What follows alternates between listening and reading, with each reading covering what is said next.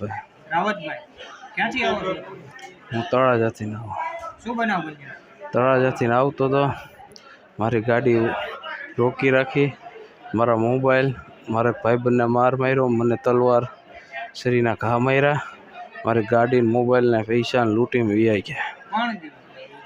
એક તકુ કામળિયા કરીમ છે, એક દિલુ કામળિયા કરીમ છે, એક ફગા કરીમ છે અને બીજા 8-9 જણા અજાણ્યા હતા. મારી ગાડી ઊભી રાખી લૂંટ કરી છે.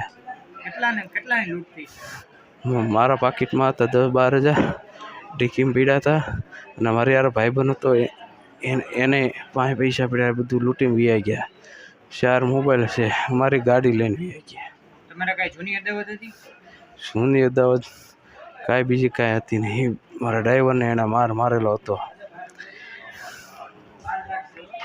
તમને અત્યારે કેટલા જણાની ઈજા થઈ?